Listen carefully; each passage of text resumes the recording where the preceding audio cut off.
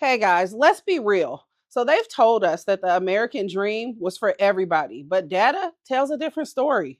Today, we're getting into all of it: the wins, the losses, the policy rollbacks, and what's happening on the ground right now in our communities. My guest is Brian Scaggs. Brian has been building his real estate business for what, over 20 years now? Yeah, started in 2006. Brian's not only a real estate agent, he's an investor. He works with investors. He has he has done the work. So I definitely love that I have the opportunity to speak with him and for him to lend his voice to this conversation. So we're not just here to sugarcoat anything. We're here to educate and to activate and to empower. So let's go. Let's go. All right. So we were just talking about all of the different things that have come about in this country. We were talking about um, affirmative action. Affirmative action started in 1961, but it was actually like put on paper and made a law in 1965. And then the fair housing came about in 1968. So in the 60s, that was a year of growth, a decade, not a year. It was a decade of growth for our community, and not just our community, but for people of color. If we didn't have people like Martin Luther King, Malcolm X, um, John Lewis, all of these pillars in our community fighting for us, we wouldn't have had any of these things. And the fight, I mean, started after the emancipation, to be honest. We really want to be honest. The fight for fairness started then. And now we're in 2026, and we got a new president in 2025 who decided to roll back a lot of these things. They rolled back affirmative action years ago, but then they replaced it with DEI, which, if you ask some people, it means Diversity, inclusion, equity. I'm sorry, diversion, equity, and inclusion. Yes, but you have some people who say it means didn't earn it. And automatically go to that. And they automatically go to that. Let's speak on that. Well, less jobs. So you got people that are losing their jobs. When they first got rid of the DEI, I know a number of people that were making, well into the six figures. Absolutely. And they just got laid off. Wiped out. Just got wiped out. Affirmative action was created back when it was created just to give us a fair shot. Not because we didn't earn it, because we earned it and they wouldn't allow us in. No, because why would whoever's making the calls pick somebody who they don't like because of the color of their skin? They didn't have to do it. So they had to literally make it a law. It's illegal to play us. Right. So it's illegal. You just can't play us. You can't do it. So now here we are, years later, and now they made it, legal to, play us again. So there's a lot of obstacles that we have to go through to get things done, whether it be work. I mean, the home purchasing process is difficult in itself. Appraisals, let me get started on how appraisals and how, when I'm working with the seller, how I have to tell them to take pictures down for showings, not to mention the appraisal itself. Absolutely. I always tell my clients, depersonalize your home. I tell everybody that because I just want to be fair across the board, but I really make sure that when I am working with people of color, that they remove those things, even down to removing religious things in their homes. And I hate to have people do that, but the goal is always to have whoever's coming through your home to see themselves in the home and not see you in the home. But how frustrating is it sometimes? I've had to explain that to people, and they don't necessarily always take it the best. They don't take, well, first of all, I don't tell everybody because I work with everybody. So I don't have to tell everybody to do that. But when I do have to say it and I explain why, they're like, okay, I get it. Yeah. I get it, because they've all heard the stories of how somebody's value was cut short because of this. Yes. And they just simply don't want to do it. There's no reason to put up a fight. Okay, fine. We'll take down the pictures. We'll take down the religious stuff. We'll take this stuff down, which is crazy to me. It's just unbelievable. This is where we are. We still are in this space in 2026. Yeah. And I mean, the crazy thing is it shows that HUD moved to dismantle its disparate impact framework. And what that framework really was to say it means that you cannot just say, oh, I didn't mean to discriminate. If it was considered discrimination, then something had to be done. But they removed that. So they withdrew so many different things from the framework that gave tools for us to be able to use. Not only that, they withdrew numerous fair housing guidance documents, and they dismissed 7 major housing discrimination cases that were already on the books. They've eliminated things like the CFPB that would go after companies, creditors, for unfair treatment. So much has been rolled back, but even with those rollbacks, the crazy thing is we still are seeing some growth. Oh, yeah, absolutely. Our numbers still are not where they should be, but we're seeing some growth. So what would you say about the growth that we're seeing? Well, I think a lot of the growth came during well, not all of it, but a lot of it came recently during the COVID years. Interest rates went down low. And I think, well, in my opinion, it became a no-brainer to at least try to buy a house. Absolutely. Because basically the money was so cheap. Right. They were charging, it got down to as low as 2 some odd percent. At one point, I seen rates as low as I think 1.9% during COVID time. It only stayed like that for maybe a couple weeks. But I mean, my goodness, it was just like a no-brainer. And then, also at the time, we still, the DEI thing was okay. Everybody was working. Yeah. It was going the way that you would think people would want it to go. We were seeing progress happen. We were seeing progress happen, and you would think people would want to see progress. Yeah. My opinion, that's when things were going good. And then, here we are now. We had from 2019 to 2024, Black home ownership grew a little over 14%, which is the highest that it's grown in history at one time, at one block of time. And then in that, we had the highest growth of any racial group since 1968, when the fair housing was passed. Right. And we're talking about 1968. I mean, I'm older now, but right. My parents can talk about that. I was only a few years after that when I was born. Right. It wasn't that long ago. No, I tell my son. And we're talking about fair. Right. Fair. Just being fair. And the kids, this generation now, even the kids, like, the 9 or 10-year-olds think that we were riding around on horses back in the day. Right. Like, no, that's not what the 90s was, baby. It was not horses, right? They call it the 1900s. Yeah, they call it, well, you were born in the 1900s. Yeah, guy, not 1920. Right. But, my point is that wasn't that long ago, and we're still talking about fairness, and it's just, somewhat unacceptable, but what are you going to do but vote? And I don't know what that does. All we can do is vote. I mean, the craziest thing is, even with that 14% increase, our home ownership rate still sits at 44% compared to our white counterparts. This is 75%. And this is according to the Census Bureau in 2025, the fourth quarter of 2025. So the end of 2025, our home ownership rates sit at 44%. There's a nearly 31% gap between the two. And I remember talking about this on my podcast before with someone else, and I got, a snarky comment, nasty comment from a dude who basically said, it's your own fault. Stop looking for handouts. Do what you guys need to do to get into homes. Stop blaming people. And at the end of the day, it frustrates me because we're not blaming anybody like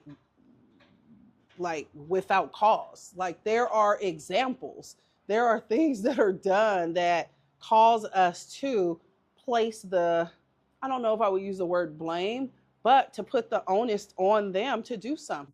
If I can just use a football analogy, right? The way that I see it, everybody is holding on every play, but we the ones that get fucking called for it every single time. It's not fair. Call it on every guy. Right. Call it right down the middle. Yeah. So those comments like that of what do you say? Try do on your what do? Do it on your own. Stop looking for handouts. There's Like, no what, you guys okay. are always I just blaming everybody just else. want just want the same opportunities that you have. That's it. That's all. And with saying that, the crazy thing is when we look at the denial rate. So they say, like, it's fair. What are you guys talking about? When we look at the denial rate of mortgage applications, 27% of Black mortgage applicants were denied in 2024. White applicants were 16%, Asian 14%. So when we're talking about it's not fair and we're blaming somebody, the proof is in the numbers. Like, look at the data. I, I'm speechless. And it says Black applicants earning over 150,000 a year are still denied, significantly higher than low income white applicants. Yeah, also, and it's not about credit worthiness. oh, it's not The about number one creditworthiness. reason cited was debt to income ratios and credit history. Yeah, and I also believe that I mean I don't know. In all fairness, there's that word again that we just simply as a community were never really taught to purchase. Our moms, our parents were renting, our cousins were renting, and when it's time for us to go on our own, that's just where we moved to. Naturally progressed. It just naturally progressed. It's a generational thing, in my opinion. So you grab your grandparents, they owned their home, which mine did, and my parents bought their home. Then I bought homes, so it was just what I saw. Same with me. It's just what I saw. So everything that I do as an adult is basically what I saw. I'm mimicking what I learned. Yeah, that from daily things as far as purchasing to how I am as a parent. Like, it's all what I saw. Right. So, if it's sometimes things people just don't know, and that's all people. Yeah. They just don't know. But then when they do know, and we're talking about the people who are trying, who want to know, or want to be able to purchase homes, they can't because of these obstacles. Yeah. Not 100% of the time. Nobody's saying 100% of the time. But the numbers are definitely lopsided. If anybody can't see that they're not lopsided, then if you think they're not lopsided, then you're part of the problem. When we talk about these numbers and the reasons and all those different things, it just leads us into the conversation of who's responsible to explain and to continue to grow our numbers. Like, us as Black professionals, as top producers in the real estate space, we do our best, I know, to try and get the word out and to talk to as many people as we can about buying, selling the smart way in our community. But do you feel like we need to do more? Yeah, we need to do more. But I think it's with social media, things are getting, they have to be getting better as far as the purchasing.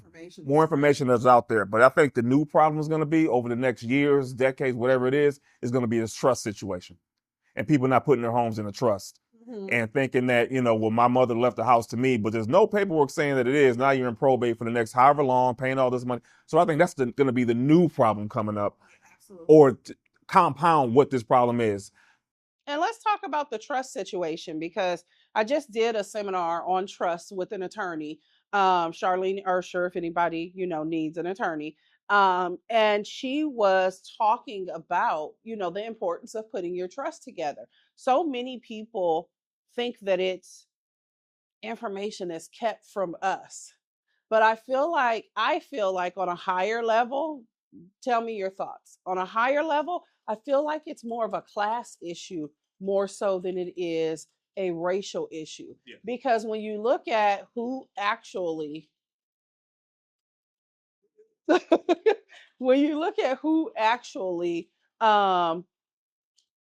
has a trust and has their home like protected from probate, it's usually people with money. It's usually not just your everyday person. Your everyday person thought, I write it down, here's my will, my house goes to my kids. Yeah. My house goes to, my friend over here. Yeah. And that worked for a certain period of time until it didn't. Right. So I agree. I think it's a social. So I just think that my parents' age, and or the kids that are my age are dealing with that because they've had these homes since the mid 70s, early 80s. And I never heard the word trust. Not that I would have as a kid, but here we are now. And I can speak from a little bit of experience that my parents, so they're selling my grandmother's home, and she left it. There's nobody's fighting. The siblings aren't fighting, and they left the home, but they can't find the will. They can't find anything. So now they're going to end up in probate. Right. If it was in a trust, it would always be documented, and they're looking in safes and envelopes from back in the 90s, and you know what I'm saying. So it's going to be a problem. But I have a conversation with put it in a trust. I've dealt with too many situations working here in California where the parents pass away, their siblings, and 9.5 times out of 10, the siblings, one of them hates each other. One of them hates the other every single time. And now they're in probate. Now they're in court because now they're fighting over the house in some way, shape, or form. Absolutely. I've had people with a trust who had to get thrown back into probate because the siblings couldn't agree with what was in the document, and somebody came with a fraudulent document. So then now it has to go to court. It has to be looked into. It has to be evaluated. So there's so many things that I think people don't know. I think the biggest thing is talking to like the baby boomer generation about a trust, because I feel like our generation gets it. Talking to like people like my dad, my in-laws, it was more of, oh, you guys are just sitting around waiting for us to die, huh? Oh, you guys just want money, instead of realizing, no, this is to protect you. This is to protect all of the assets that you work so hard for, and to make sure that the government doesn't get any of it. The crazy thing is my in-laws passed away in 2022 and 2023. And we just filed the final tax returns that we have to file for them this year because we had to do probate because they refused to do a trust. And it literally is, we had to pay taxes on the estate, on the money that we got from the estate. I'm like, really? So it's just so much more information that I think we need to really work to put out there. Yeah, and I don't want to, bore anybody or keep boring people with trust talk. It's a big deal. It's a big deal.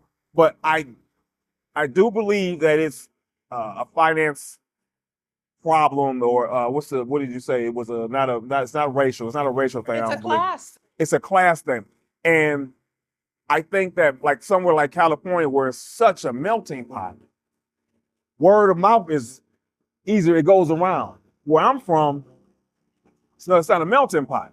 Yeah. So we don't know. I sure as hell ain't know anything about it before I got here. And I've been in real estate since 2016. I was dealing with foreclosures for 12 years. Yeah. So, and I had no idea. So, it's community as well. Yeah. It's definitely, it's a loaded issue. And like you said, we don't want to bore you guys, but it is definitely something that is extremely important if you've been thinking about how do you protect the investment that you just spent, especially here in California, way over $500,000. Yeah, and I'll say like this: if you don't want your daughter or your son dealing with court, paying a bunch of money, just get your house on the trust. Let's talk to somebody. All right, reach out to one of us. We can put you with somebody and make sure that everything is together so that there's no problems. And at the end of the day, you have peace of mind. Absolutely. All right, let's talk about these layoffs. This is the craziest thing. Huh? Keep going. Okay. So about the layoffs that have plagued, I feel like, our community. The sad thing is, at the end of 2025, they were saying that over 350,000 Black women have lost their jobs, have been laid off, been fired. I've personally experienced it in my own family with my own sister losing her job for literally no reason. And they're not giving good reasons, and you don't even have the recourse to sue them because so many things have been rolled back. On top of that, just this week, I saw another number that shocked me. And it said they're not giving us the true numbers. The real number is over 600,000. And then they started adding in Black men and how many Black men are also losing their jobs.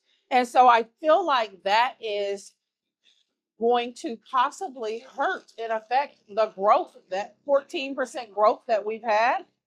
I hope it doesn't, wipe it out.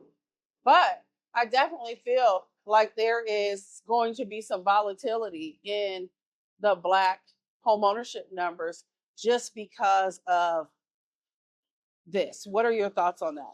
Yeah, it goes back to the DEI conversation. I've noticed a less than in regards to home buyers, period, of all colors. But personally, I know people who have lost their job, like you said, for no reason at all. I mean, we know the reason, but I mean, how do you prove it? They literally did the lady who's over I can't think of what her job is, but she literally did a commercial. Like, if you're a white man and you feel like you were done wrong and didn't get a job, you can call us. We can sue the company. And it's like, wait, what? Yeah, I it's I can't. It's like almost you can't rebuttal on it. Like you can't make it. Like I'm trying to make it make sense. Yeah. Without burying a whole nother race. Yeah. Because that's not what I'm about. Right. I mean, just that comment alone. If anybody hears that, I mean, people, like, come on. Yeah. I get it. Life isn't fair. Something my dad has always told me since I was a little kid. Son, life isn't fair. But come on. Yeah. You know what I mean? Like, come on. Yeah. So yeah, I mean, there's a market for everything. I guess, even racism. So. Yeah, I mean, I think the sad part about it is with seeing the job loss. Now I'm starting to see a tick up in short sales. We're seeing a tick up in foreclosures, and some states, of course, are worse than California, but we're seeing it. Yeah. We're actually seeing it. Can you imagine the pushback, or I don't even know what it pushback, or just the outrage if there was a commercial that said any Black man who lost their job or oh my God. Oh my God. Oh my God. They would kill him. They would kill somebody. Somebody would die, in my opinion. Not funny, but funny. It wouldn't be good. It wouldn't be good. It would not be good. It wouldn't be good. So I also saw some numbers and I saw some information, and I thought this was positive. It was talking about they started an initiative called Black Men Buy Houses. And it's a community-led action that has started. And it's to support, initiatives to put more Black families, more Black men, because the numbers when it comes to home ownership amongst Black individuals are high for Black women. Black women are just like knocking it out of the park when it comes to home ownership and buying homes by themselves. But now I see a focus on trying to get more Black men into houses. And this was launched in 2025 by Operation Hope, that's run by John Hope Bryant and NARAB. And it's bringing grants, down payment assistance, and affordable housing resources. I've even seen TD Jakes and Jamal Bryant talking about it. Have you heard anything about it, and what are your thoughts? Actually, I saw some information in regards to women, Black women, and their numbers of purchasing homes being up. It just doesn't surprise me. Right.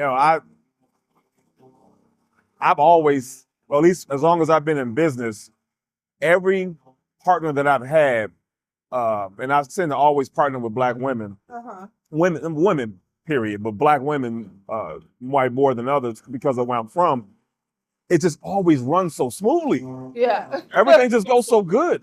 So it doesn't surprise me that that number goes with Black women like that. Now, in regards to the Black men, like, I don't know. It never goes smoothly when I'm dealing with another brother. I don't know. I don't know what that is. But it doesn't surprise me that the numbers are up for Black women at all. I try to make sure it goes smoothly anytime I'm dealing with one of us, as much as possible. But I know what you mean. But I'm not even talking about from a real estate standpoint. Yeah. I'm just talking about running things, period. Whether it be the household, the going to the parent teacher whatever it is, Yeah. it just always seems to run smoothly, in my opinion. Yeah. 100% of them, no, but more than not. Yeah. Let's get one more final question in here before we're done. Because when we're talking about things like Operation Hope, which is John Hope Bryant, we're talking about NACA also because they try to help build the home ownership numbers, even though sometimes we may not see it as such. And we are, trying to build our numbers and trying to build our numbers. What's one thing that you would tell people today to do if they look like us? They want to get into home ownership. They want to not even get into home ownership. Like we have people who look like us who have so many skills who even want to get into real estate and they just don't have any direction. What would you tell people to give them some direction? Whether you're a buyer, you're a seller, whether you're looking to get into the real estate game as far as being a realtor, like there are just some things that I think are needed. First things first, whether the situation is whether home buying, selling, finances. Yeah. Financial literacy. I put people, whether it be with my go-to lender or back to the trust stuff, so that with when you buy this home, what to do, insurance policies. Yeah. I put all this stuff that I heard about it. Yeah. I heard about it, but I never knew it was something I never knew what it was. Now that I'm here in California, I'm finding out all these things to build wealth that you really can't put color on. That's the whole key. They can't put color on it. Yeah. It's an application, you get accepted, and that's that with these insurance policies, things of that nature. But first things first, to answer your question, first thing I'm talking to people is the financial part of things, because that's what you need to get started. And then once we get that conversation taken care of, then we'll start talking about the other things that we can do. And even if you're a realtor, I think financial literacy is so important. If you decide that I want to help people buy and sell real estate, you decide like this is what I want to do, you need to do the work to make sure that you're literate as well. Yeah. In financial literacy, because you're guiding people. Yeah. You need to make sure you're doing the research. I mean, it doesn't take long. I mean, now you have the help of AI and all these different things to pull sources and pull information for you. Yeah. Anytime I'm going to do a podcast, I'm always trying to pull as much data as I can that's relevant for today to make sure that I am speaking on what I think is relevant. And so, whether you're a buyer or seller, financial literacy absolutely is the number one thing, like Brian touched on. Making sure that you understand what it takes to get into home ownership. Also, I think the biggest thing is people want their dream home up front. And a lot of times it's a process. You got to start somewhere. And a lot of times that start is not the city that you necessarily want to live in. It may not be the size home you want. But getting started helps you build that equity so you can get where you want to be. I have a friend of mine, he's actually a title rep.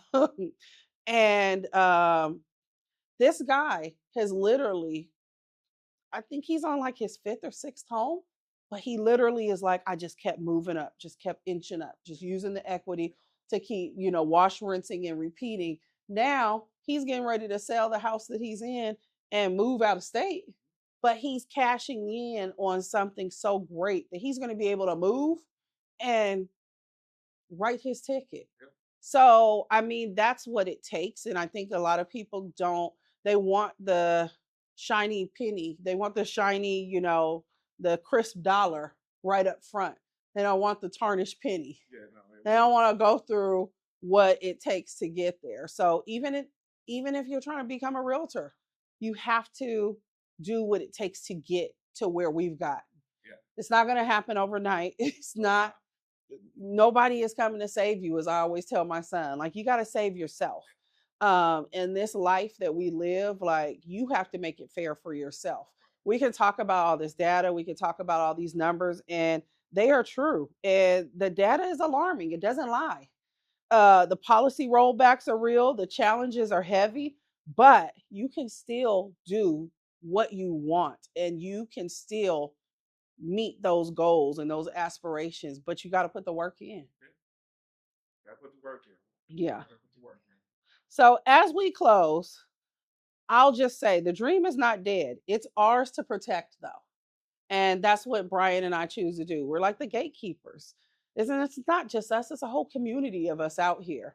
And if you're somebody who wants to buy, sell, or anything, get in touch with us. Invest if you're interested. Brian's big with investment. So if you are looking to invest, definitely reach out to Brian. And if you have a home that is in bad shape and you think you need to put all this money into it to get it up to a point to sell it, just reach out to me. I got a buyer for it, and we can work out the numbers and make everything as easy as possible for you.